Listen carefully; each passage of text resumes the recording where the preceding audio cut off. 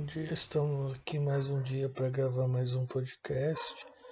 Dessa vez tema que eu considero muito especial, legal, né? Que é a literatura em Marx e Engels. Né? Separei 3 volumes aqui, vou abrir eles e tentar fazer um resumo para vocês aí em 10 minutos. Aí para ficar um negócio certinho, vou ler o prefácio de cada um, tá? Começar pelo prefácio do que eu separei, é o Anti-Düring, do Friedrich Engels, e o Capital, volume 1, do Karl Marx. Começar então pelo prefácio do Friedrich Engels, então, pra gente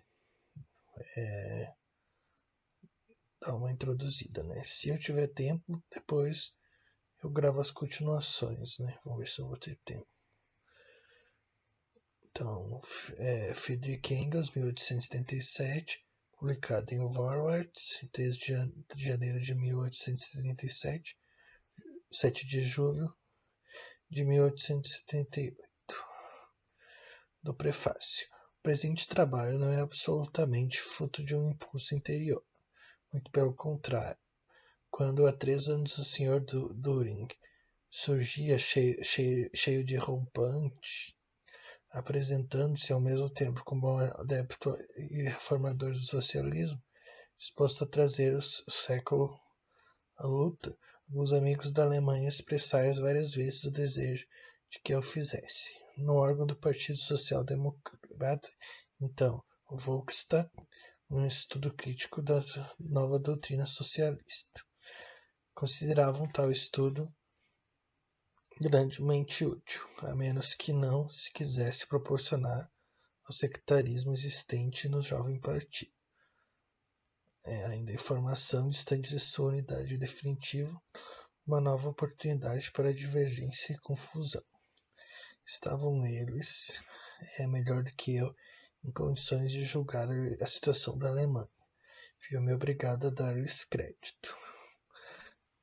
Demais, pode-se verificar que parte da imprensa socialista se pôs a dar boas-vindas ao novo apóstolo com um entusiasmo que não era unicamente condescendência, mas deixava transparecer alguma inclinação para acolher sem reservas o Sr. Düring e, o que é mais, a doutrina do Sr. Düring.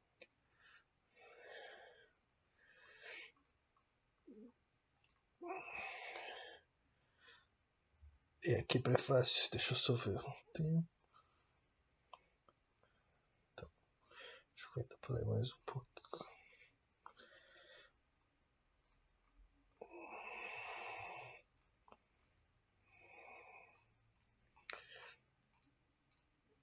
Prefácio à primeira edição. O presente trabalho não é absolutamente fruto de um impulso interior, muito pelo contrário.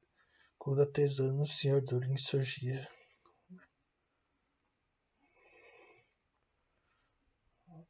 aqui é o segundo prefácio.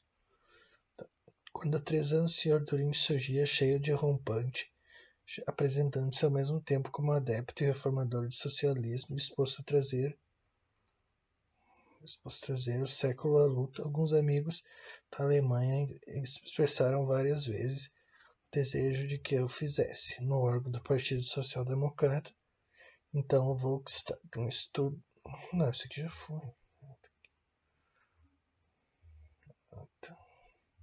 Estudo crítico da nova doutrina socialista.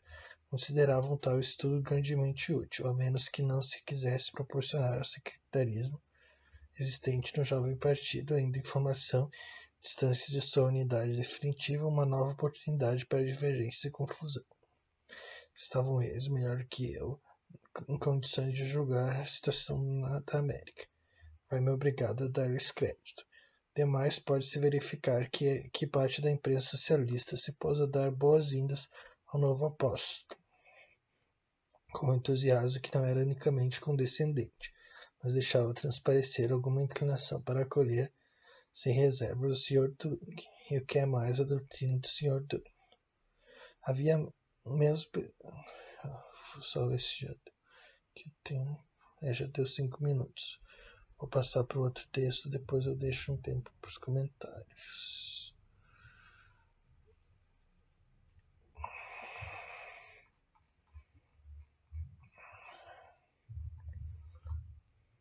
Então vamos lá. Deixa eu só ver uma coisa. Beleza. O nome do texto é Ler o Capital, de Francisco de Oliveira. Esse é o título da edição brasileira. É uma introdução que tem aqui, né? Esse é o título da edição brasileira do célebre texto de Luiz Althusser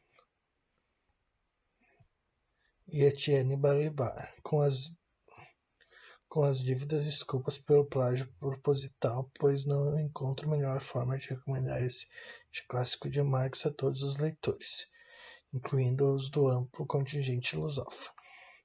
Ivana Jenkins e nosso sentido de propriedade privada.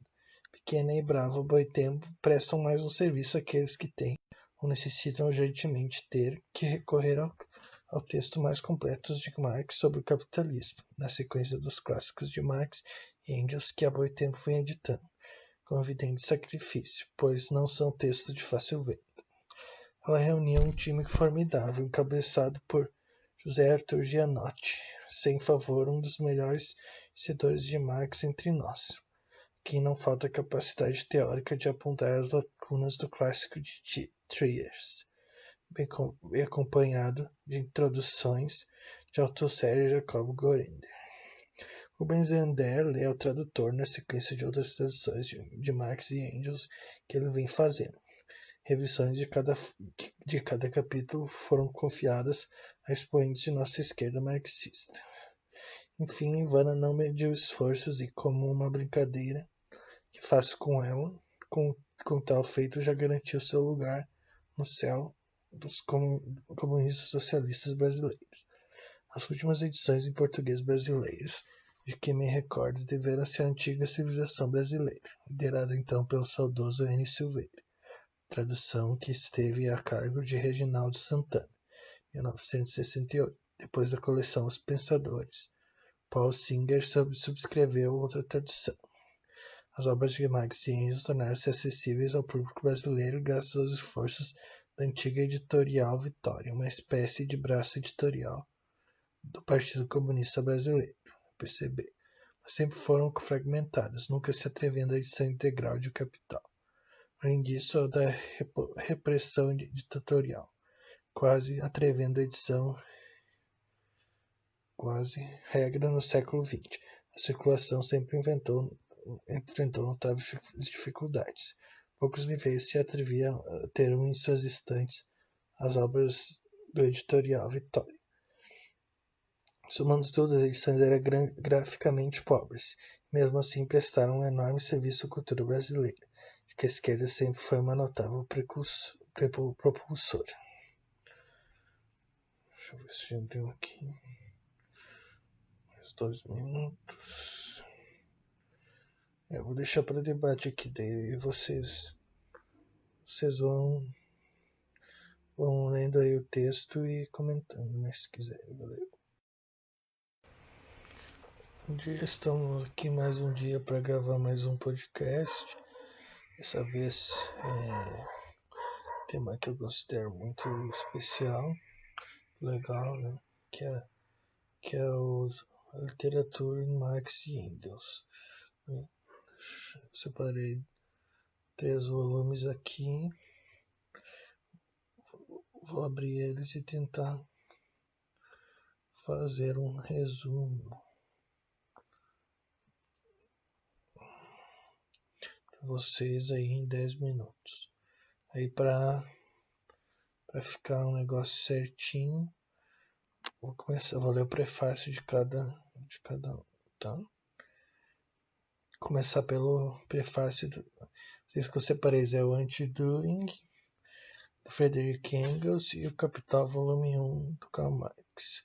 Começar então pelo prefácio do Friedrich Engels. Então, para a gente dar uma introduzida, né? Se eu tiver tempo, depois eu gravo as continuações, né? Vamos ver se eu vou ter tempo. Então, Friedrich Engels, 1877, publicado em Vorwärts, 13 de janeiro de 1877, 7 de julho de 1878. Do prefácio. O presente trabalho não é absolutamente fruto de um impulso interior. Muito pelo contrário. Quando há 3 anos o Sr. Düring surgia cheio de rompante, apresentando-se ao mesmo tempo como um adepto e reformador do socialismo, disposto a trazer o século à luta, alguns amigos da Alemanha expressaram várias vezes o desejo de que eu fizesse. No órgão do Partido Social Democrata, então, o Volkstat, um estudo crítico da nova doutrina socialista. Consideravam tal estudo grandemente útil, a menos que não se quisesse proporcionar ao sectarismo existente no jovem partido. Ainda em formação, distante de sua unidade definitiva, uma nova oportunidade para divergência e confusão. Estavam eles, melhor do que eu, em condições de julgar a situação da Alemanha. Vi-me obrigado a dar-lhes crédito. Demais, pode-se verificar que parte da imprensa socialista se pôs a dar boas-vindas ao novo apóstolo com um entusiasmo que não era unicamente condescendência, mas deixava transparecer alguma inclinação para acolher sem reservas o Sr. Düring e, o que é mais, a doutrina do Sr. Düring.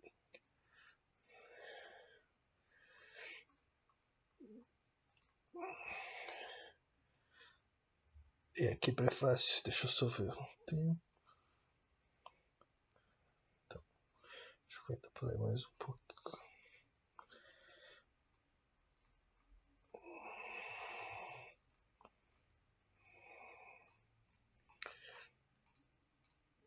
Prefácio a primeira edição. O presente trabalho não é absolutamente fruto de um impulso interior, muito pelo contrário.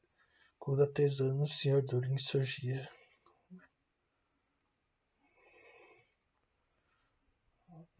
aqui é o segundo prefácio. Quando há 3 anos o Sr. Düring surgia cheio de rompante, apresentando-se ao mesmo tempo como adepto e reformador do socialismo, disposto a trazer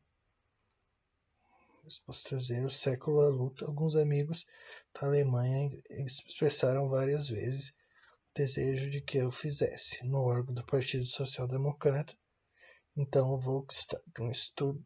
Não, isso aqui já foi. Estudo crítico da nova doutrina socialista.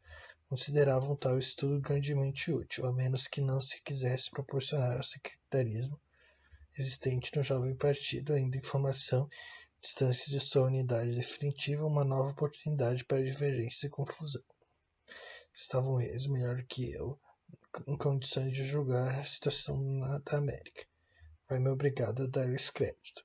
Demais, pode-se verificar que parte da imprensa socialista se pôs a dar boas-vindas ao novo apóstolo, com um entusiasmo que não era unicamente condescendente, mas deixava transparecer alguma inclinação para acolher sem reservas o Sr. Düring, e o que é mais, a doutrina do Sr. Düring. Havia mesmo... Só ver se já tem... já deu 5 minutos. Vou passar para o outro texto, depois eu deixo um tempo para os comentários.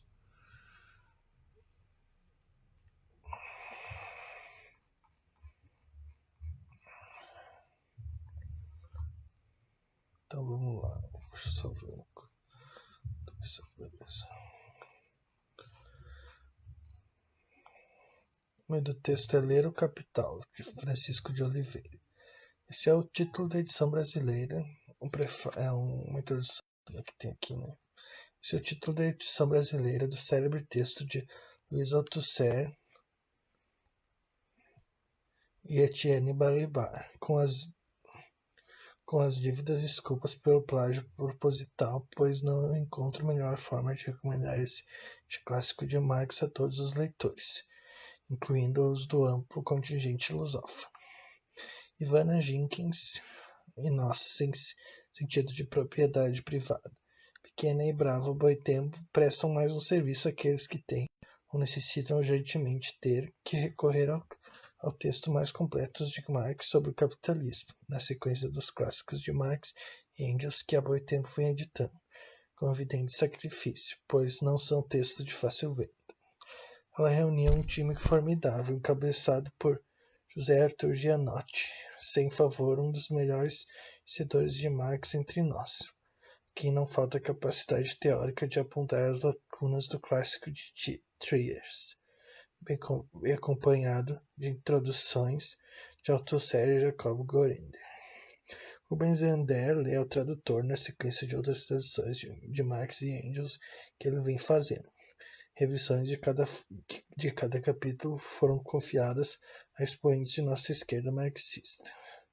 Enfim, Ivana não mediu esforços e, como uma brincadeira que faço com ela, com tal feito já garantiu seu lugar no céu dos comunistas socialistas brasileiros. As últimas edições em português brasileiros, de que me recordo, deveram-se à antiga civilização brasileira, liderada então pelo saudoso N. Silveira, tradução que esteve a cargo de Reginaldo Santana, 1968, depois da coleção Os Pensadores. Paul Singer subscreveu outra tradução.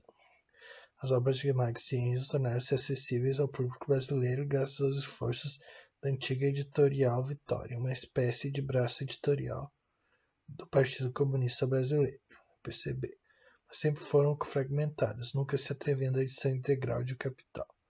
Além disso, a da repressão ditatorial, quase atrevendo a edição quase regra no século XX. A circulação sempre enfrentou notáveis dificuldades. Poucos livreiros se atreviam a ter em suas estantes as obras do editorial Vitória. Somando todas, as edições eram graficamente pobres.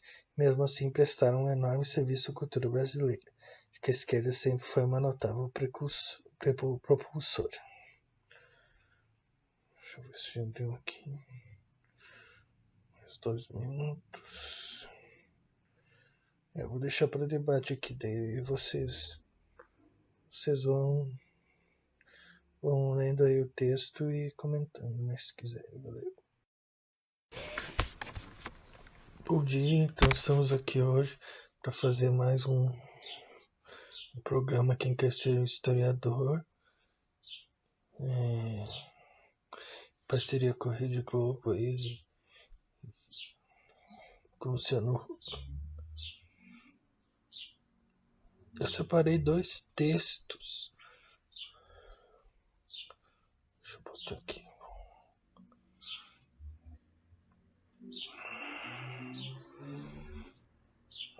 Dois textos.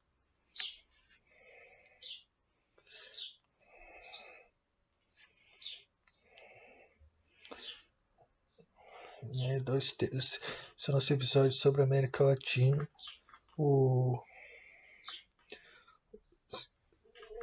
Então, o primeiro livro é o Agustín Cueva, Entre la Ira e la Esperança, e outros ensaios de crítica latino-americana, com a participação do Alexandre Moriano. São vários textos do Agustín Cueva em formato de uma antologia. E para debater com ele, vou trazer o John Kennedy Ferreira, Questão Indígena Camponesa e a Luta pelo Socialismo, apontamento sobre a contribuição de José Carlos Mariátegui. Depois eu posso até botar em anexo ali as bibliografias, tá? Daí para dar uma engrossada no caldo, né? Eu vou botar outros livros também aqui, deixa eu achar aqui. Vou trabalhar com Leslie Beto dessa vez, tá?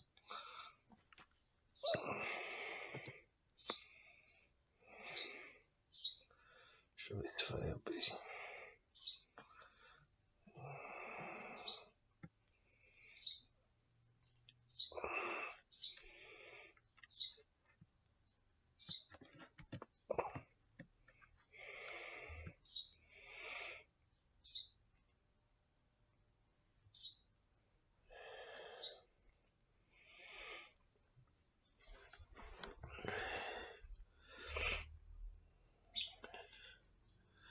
Então vamos lá, vamos começar pelo Agostinho Coelho. Entre a Ira e a Esperança e outras.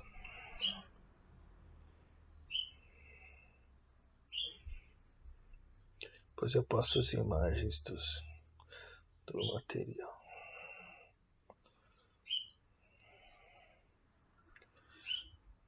Então o título desse primo. Opa.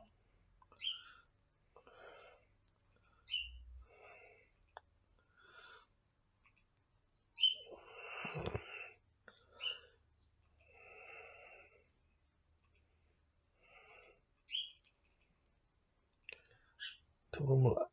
Entre La Ira e La Esperança e outros ensaios de crítica latino-americana. Agostinho Coelho e Alexandre Moriano fazendo a apresentação, né? Foi publicado pelo Claxo e pelo século XXI.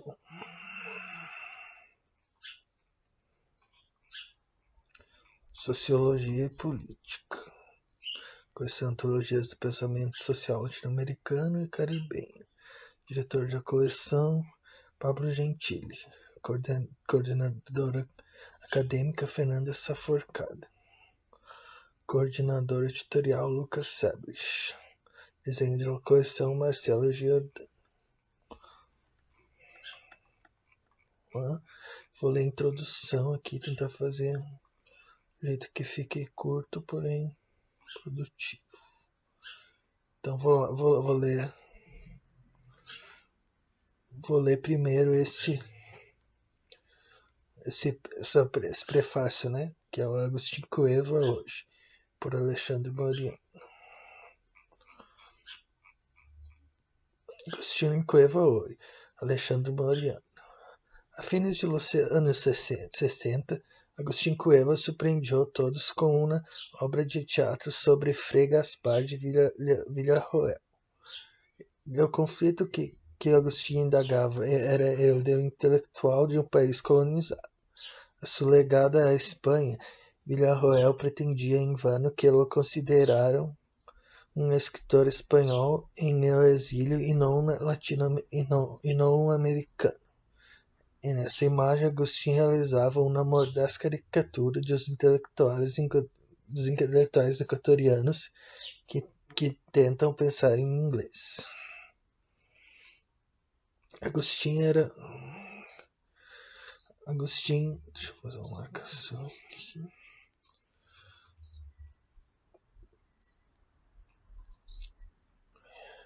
Agostinho era intelectual oposto a Frei Gaspar de Villarreal.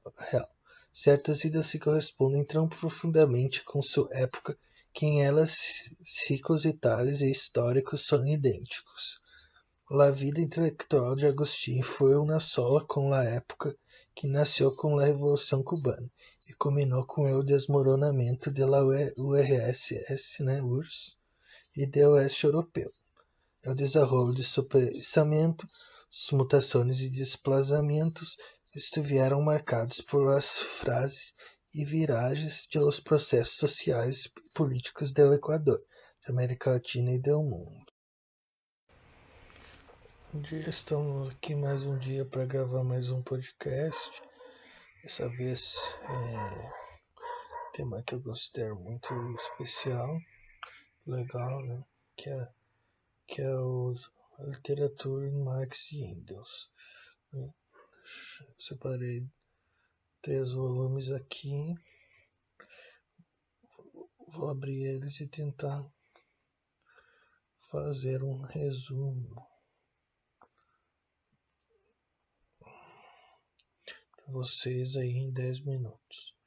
Aí para ficar um negócio certinho, vou ler o prefácio de cada um, tá?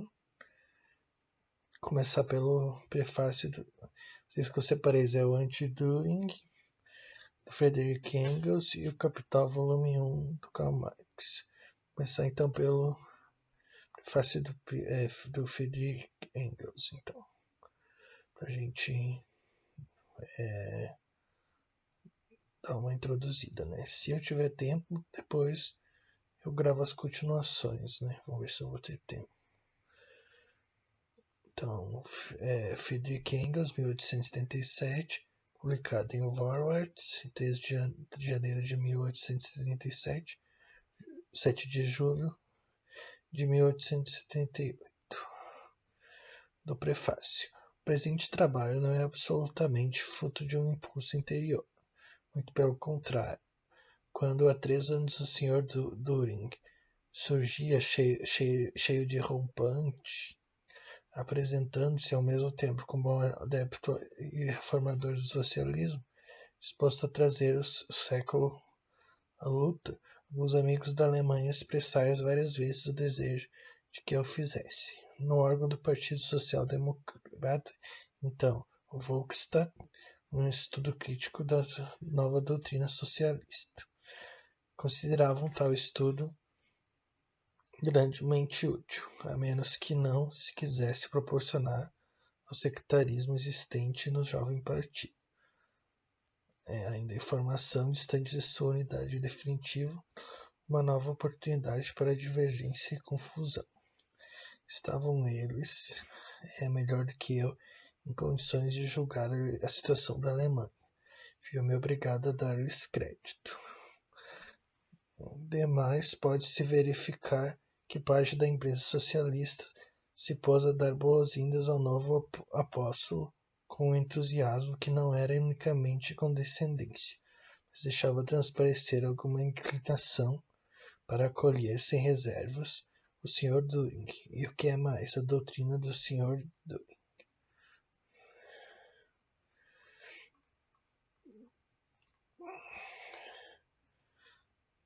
E aqui prefácio, deixa eu só ver o tempo. Então, deixa eu tentar ler mais um pouco.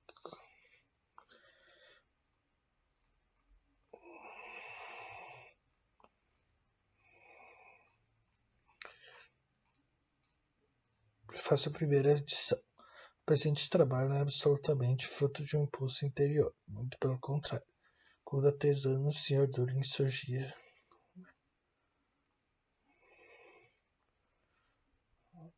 aqui é o segundo prefácio. Quando há 3 anos o Sr. Düring surgia cheio de rompante, apresentando-se ao mesmo tempo como adepto e reformador do socialismo, disposto a trazer o século à luta, alguns amigos da Alemanha expressaram várias vezes o desejo de que eu fizesse, no órgão do Partido Social Democrata, então o Volkswagen, um estudo... Não, isso aqui já foi. Estudo crítico da nova doutrina socialista. Consideravam tal estudo grandemente útil, a menos que não se quisesse proporcionar ao sectarismo existente no jovem partido ainda informação, distância de sua unidade definitiva, uma nova oportunidade para divergência e confusão. Estavam eles, melhor que eu, em condições de julgar a situação da América. Vai-me obrigado a dar-lhes crédito. Demais, pode-se verificar que parte da imprensa socialista se pôs a dar boas-vindas ao novo apóstolo, com um entusiasmo que não era unicamente condescendente, mas deixava transparecer alguma inclinação para acolher sem reservas o Sr. Düring, e o que é mais, a doutrina do Sr. Düring. Havia mesmo... Só ver se já tem... já deu 5 minutos. Vou passar para o outro texto, depois eu deixo um tempo para os comentários.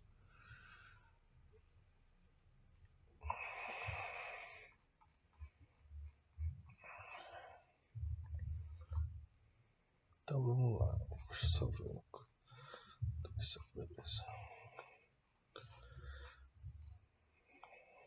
O nome do texto é Ler o Capital, de Francisco de Oliveira. Esse é o título da edição brasileira. É uma introdução que tem aqui, né? Esse é o título da edição brasileira do célebre texto de Luiz Althusser e Etienne Balibar, com as dívidas desculpas pelo plágio proposital, pois não encontro melhor forma de recomendar esse clássico de Marx a todos os leitores, incluindo os do amplo contingente lusófono. Ivana Jenkins e nosso sentido de propriedade privada. Pequena e brava Boitempo prestam mais um serviço àqueles que têm ou necessitam urgentemente ter que recorrer ao texto mais completo de Marx sobre o capitalismo, na sequência dos clássicos de Marx e Engels que há muito tempo vem editando, com evidente sacrifício, pois não são textos de fácil venda. Ela reunia um time formidável, encabeçado por José Arthur Gianotti, sem favor um dos melhores conhecedores de Marx entre nós, que não falta capacidade teórica de apontar as lacunas do clássico de Thiers, bem acompanhado de introduções de Althusser e Jacob Görender. Rubens Zender é o tradutor na sequência de outras traduções de Marx e Engels que ele vem fazendo. Revisões de cada capítulo foram confiadas a expoentes de nossa esquerda marxista. Enfim, Ivana não mediu esforços e, como uma brincadeira que faço com ela, com tal feito já garantiu seu lugar no céu dos comunistas socialistas brasileiros.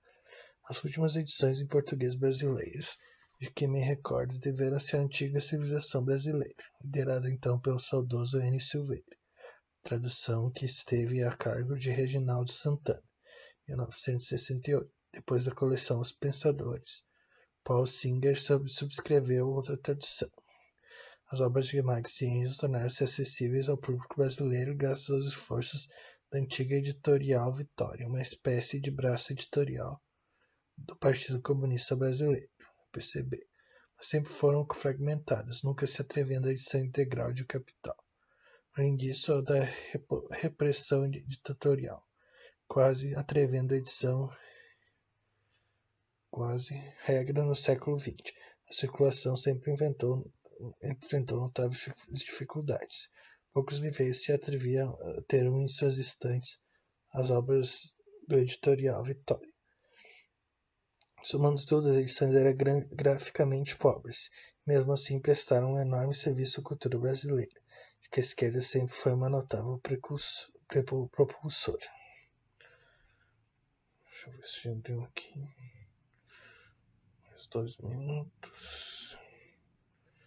Eu vou deixar para debate aqui, daí vocês vão lendo aí o texto e comentando, né, se quiserem, valeu.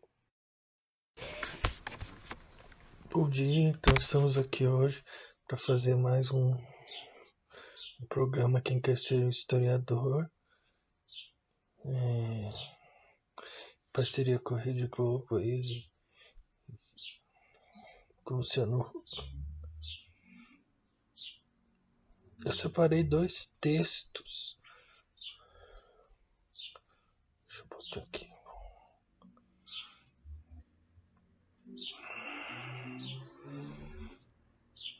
Dois textos.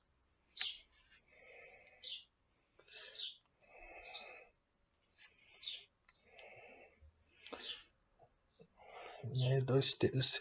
Esse é o nosso episódio sobre a América Latina.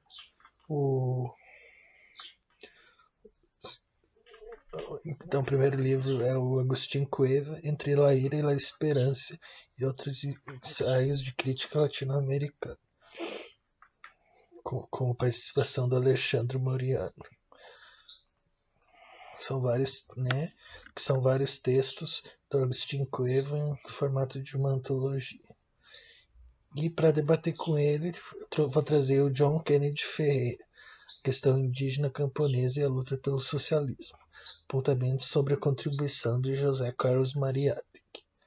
Depois eu posso até botar em anexo ali as bibliografias, tá?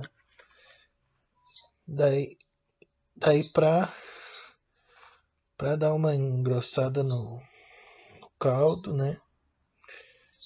Eu vou botar outros livros também aqui, deixa eu achar aqui. Vou trabalhar com Leslie Beck dessa vez, tá?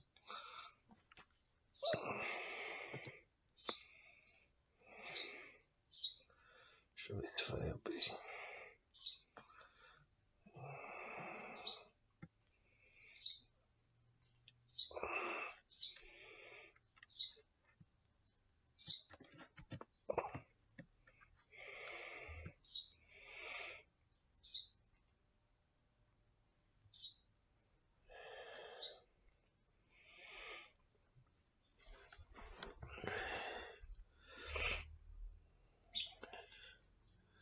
Então vamos lá, vamos começar pelo Agostinho Coelho. Entre a ira e a esperança e outros.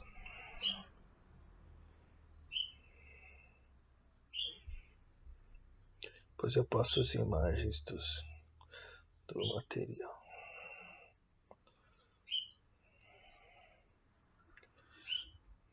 Então o título desse primo. Opa.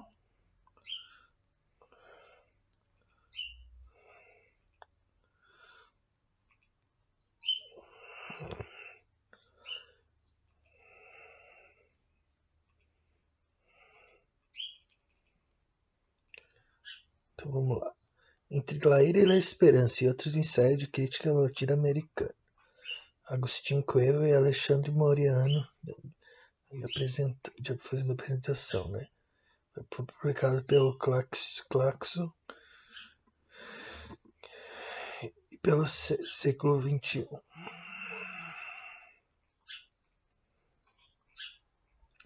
Sociologia e política.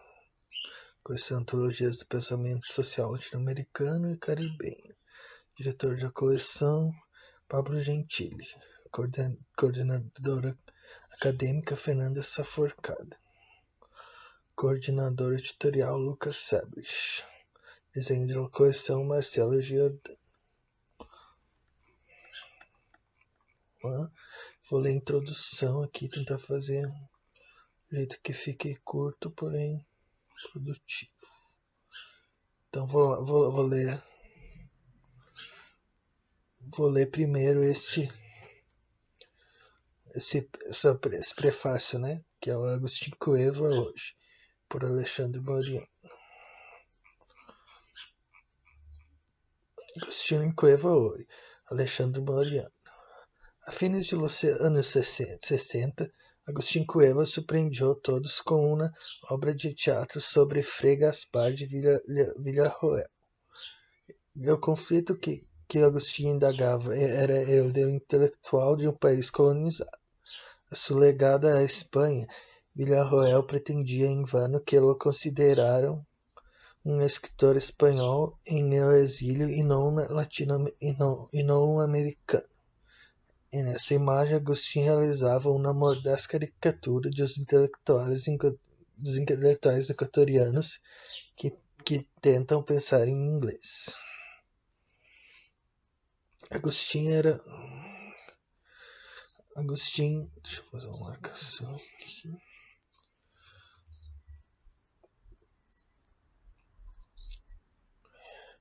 Agostinho era intelectual oposto a Frei Gaspar de Villarreal. Certas vidas se correspondem tão profundamente com sua época que em elas ciclos vitais e históricos são idênticos. A vida intelectual de Agostinho foi uma sola com a época que nasceu com a Revolução Cubana e culminou com o desmoronamento da URSS, né, URSS, e do Oeste Europeu. O desenvolvimento de seu pensamento, suas mutações e desplazamentos estiveram marcados por as frases e viragens de los processos sociais e políticos do Equador, da América Latina e do mundo. Bom dia, então estamos aqui hoje para fazer mais um programa Quem Quer Ser um Historiador, parceria com a Rede Globo e com o Luciano Huck. Eu separei 2 textos. Deixa eu botar aqui.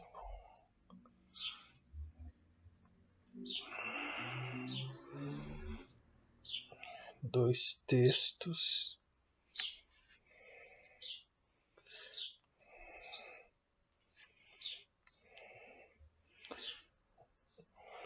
Dois textos. Esse é o nosso episódio sobre a América Latina.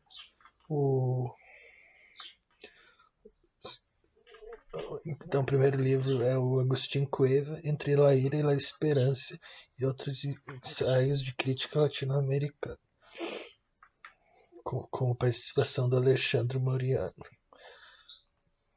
São vários textos do Agostinho Coelho em formato de uma antologia.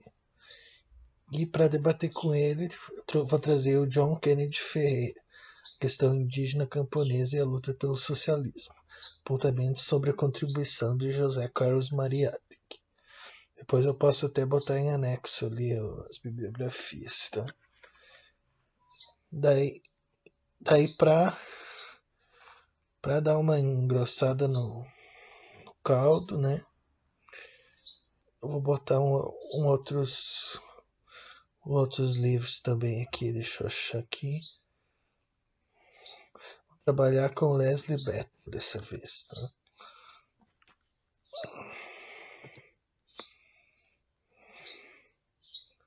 Deixa eu ver se vai abrir.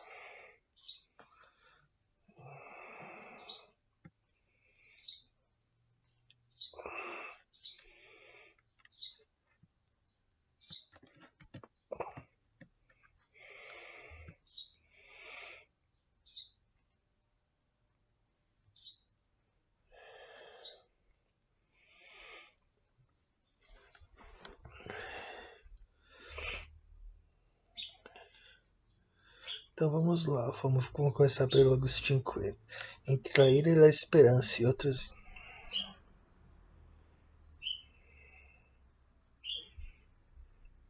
Depois eu passo as imagens do material.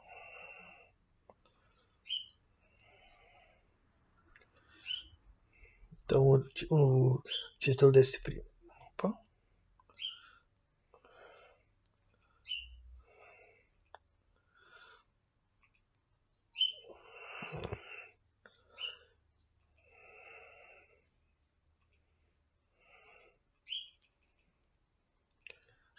Então vamos lá. Entre a ira e a esperança e outros ensaios de crítica latino-americana. Agostinho Coelho e Alexandre Moriano fazendo apresentação, né? Foi publicado pelo Claxo e pelo século XXI.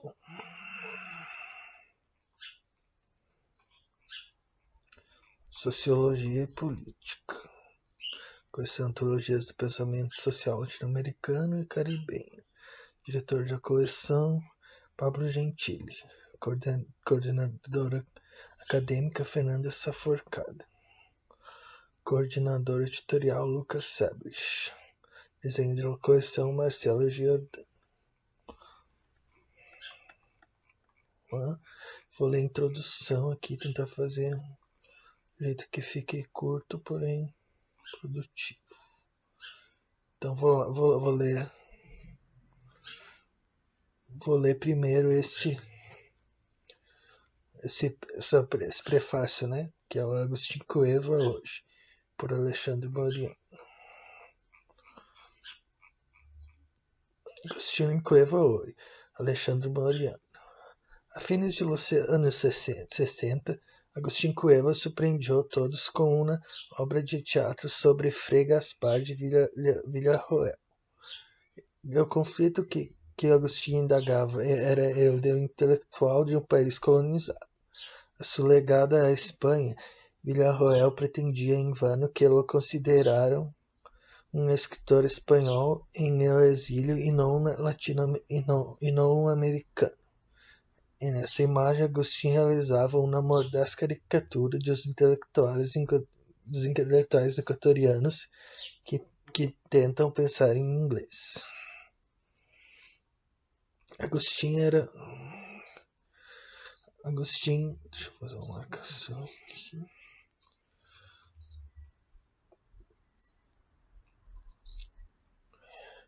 Agostinho era intelectual oposto a Frei Gaspar de Villarreal. Certas vidas se correspondem tão profundamente com sua época que em elas ciclos vitais e históricos são idênticos. A vida intelectual de Agostinho foi uma sola com a época que nasceu com a Revolução Cubana e culminou com o desmoronamento da URSS, né, URSS, e do Oeste Europeu. O desenvolvimento de seu pensamento, suas mutações e desplazamentos estiveram marcados por as frases e viragens de los processos sociais e políticos do Equador, da América Latina e do mundo.